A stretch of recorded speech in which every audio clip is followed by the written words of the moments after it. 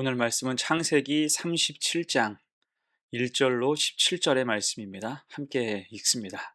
야곱이 가나안 땅, 곧 그의 아버지가 거류하던 땅에 거주하였으니 야곱의 족보는 이러하니라.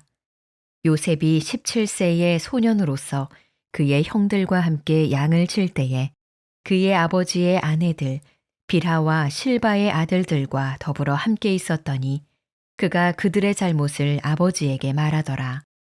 요셉은 노년에 얻은 아들이므로 이스라엘이 여러 아들들보다 그를 더 사랑하므로 그를 위하여 채색옷을 지었더니 그의 형들이 아버지가 형들보다 그를 더 사랑함을 보고 그를 미워하여 그에게 편안하게 말할 수 없었더라.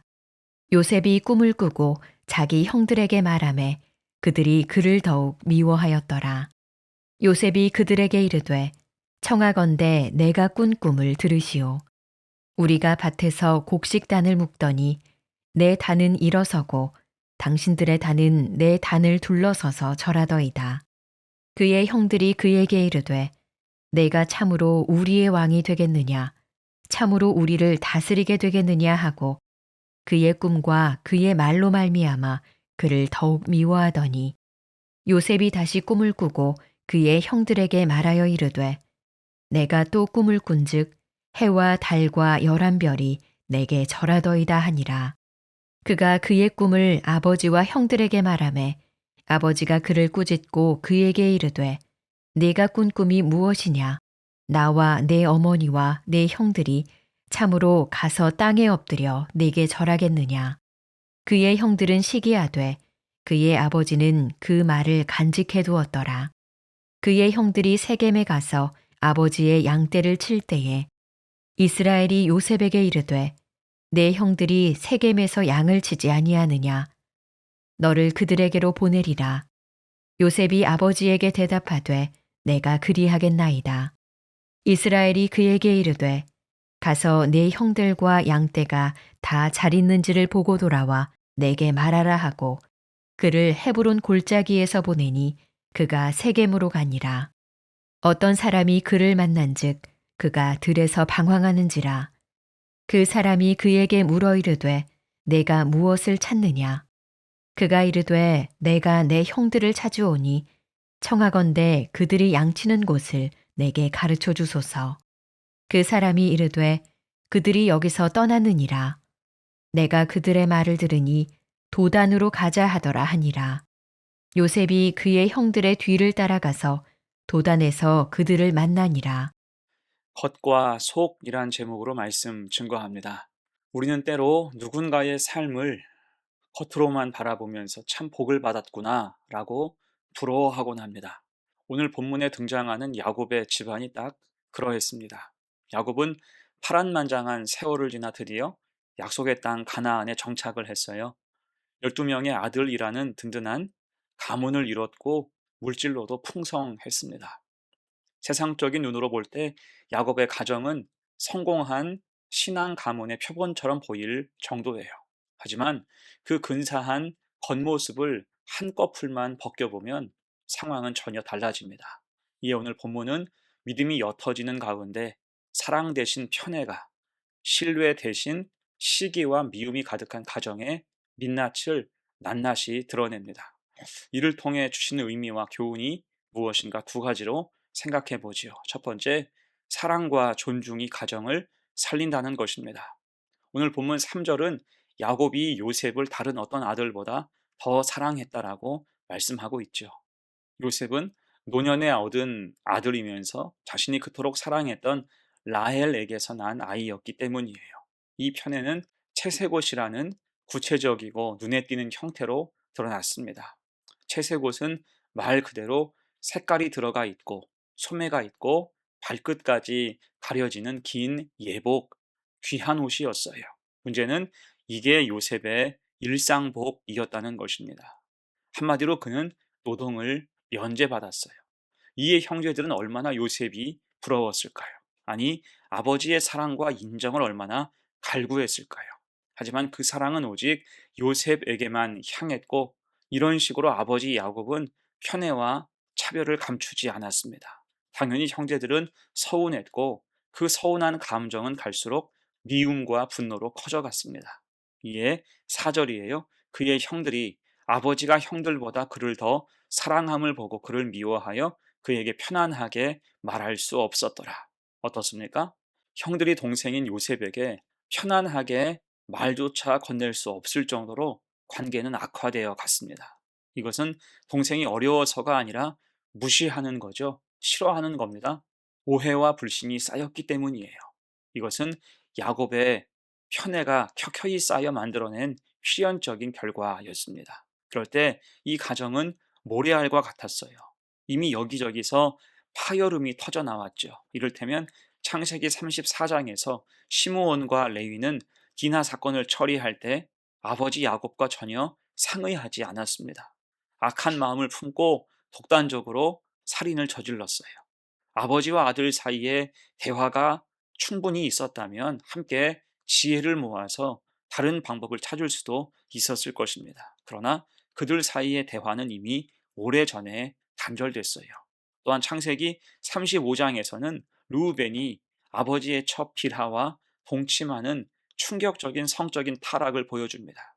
이것은 단순한 개인적인 타락이 아니라 사랑과 존중이 무너진 가정이 어디까지 망가질 수 있나를 보여주는 상징적인 사건이라 할 수가 있어요.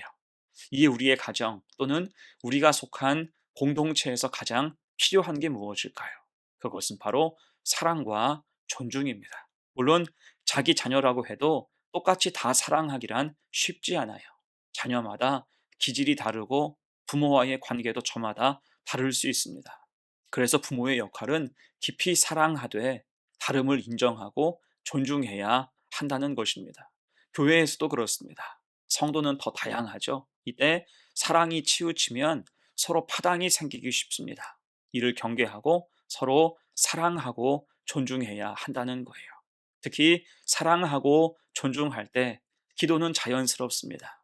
기도하면서 은혜와 지혜를 구하게 되고 그를 통해 관계는 한층 깊어지는 거지요. 이를 잘 기억해서 우리 가정, 우리가 속한 공동체는 믿음을 기반한 사랑과 존중, 위하여 함께 기도할 수 있는 아름다움이 견고하게 세워지기를 축복합니다. 아멘. 두 번째예요. 본문의 교훈 두 번째, 십자가를 기억하라는 거죠. 여러분, 십자가의 형태를 보면 가로와 세로가 만나서 이루어집니다. 전에도 이야기했듯이 세로는 경건을 의미하죠. 하나님을 향한 수직적인 마음가짐이라면 가로는 성실, 그 믿음이 삶 속에서 드러나는 수평적인 태도일 것입니다. 그래서 경건과 성실은 우리가 짊어질 십자가가 된다는 거예요. 자, 이것을 오늘 야곱의 집에 대비해 본다면 문제가 명확히 드러나죠. 야곱의 가정은 하나님을 섬기는 믿음의 가정이었습니다.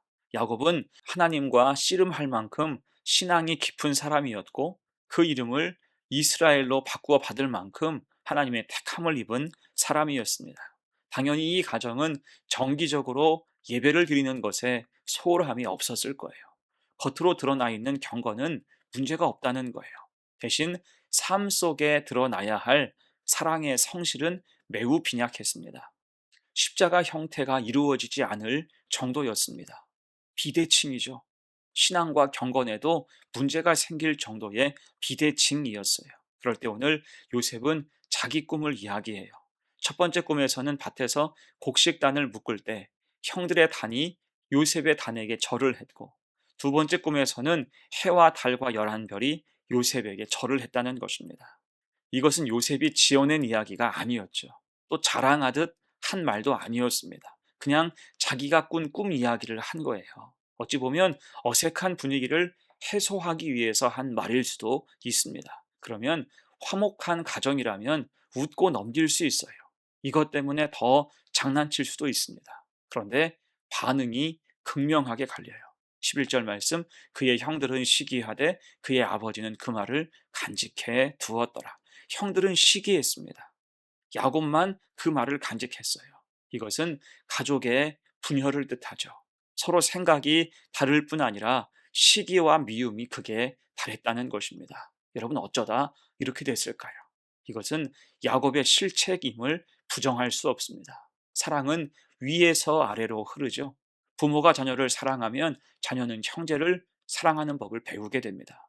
믿음도 마찬가지예요. 부모의 경건은 삶의 성실, 특히 사랑의 성실을 통해서 자녀에게로 흘러갑니다. 그런데 자칫 경건과 성실이 이율배반적으로 뒤틀린 모습을 보여준다면 믿음의 전달은 쉽지 않게 됩니다. 곧 진정한 믿음의 가정은 주일마다 예배당에 함께 앉아 있다고 해서, 성경을 함께 읽는다고 해서 자동으로 이루어지는 것이 아닙니다.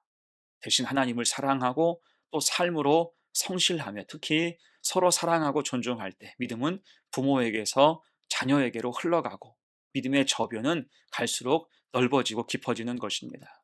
함께 기뻐하며 하나님을 예배하고 신앙의 길을 갈 수 있게 되는 거예요. 이런 은혜가 임하도록 부모된 우리, 먼저 믿은 우리가 경건과 성실, 우리 삶이 십자가를 이루어서 믿음을 아름답게 전수해가는 복된 성도가 되시기를 간절히 축원합니다. 아멘. 이제 말씀을 마무리합니다. 오늘 우리는 야곱의 가정을 통해서 두 가지 교훈을 생각해 봤습니다. 사랑과 존중이 가정과 공동체를 살린다는 것. 편애하거나 차별하지 말고 우리는 사랑하며 존중하고 또 기도해야 할 것입니다. 이를 통해 화평이 임하는 거예요. 또한 십자가, 곧 경건과 성실이 믿음을 전달하는 통로가 됨을 기억해야 할 것입니다. 그게 온전치 않아서 오늘 야곱의 가정은 힘들었어요. 겉으로는 풍성했으나 속으로는 시기와 미움으로 가득했죠. 믿음이 삶으로 이어지지 못한 것입니다. 이에 우리의 가정은 어떻습니까? 우리 공동체는 또 어떻습니까? 겉과 속이 다르지 않아야 할 것입니다. 하나님 앞에 온전히 서로 사랑하며 존중하고 경건과 성실로 나아갈 때 믿음의 아름다움을 가득 피워낼 수 있는 복된 교회와 성도가 되시기를 간절히 축원합니다. 아멘. 함께 기도합니다. 은혜로우신 하나님 아버지, 야곱의 가정을 통해 우리 자신을 돌아보게 하시니 감사합니다. 겉으로는 경건해 보여도 속으로는 편애와 시기와 미움이 우리 속에도 자리할 수 있음을 고백합니다. 우리 가정과 공동체 안에 믿음을 기반한 사랑과 존중이 흐르게 하옵소서. 또한 경건과 성실이 하나 되어 십자가를 이루게 하시고 그 믿음이 우리 속에 가득할 때 화평이 임하며 다음 세대로 그 믿음이 아름답게 전해지게 하옵소서. 겉과 속이 모두 아름다운 성도의 가정과 교회가 되게 하옵소서. 감사드리며 예수님의 이름으로 기도합니다. 아멘.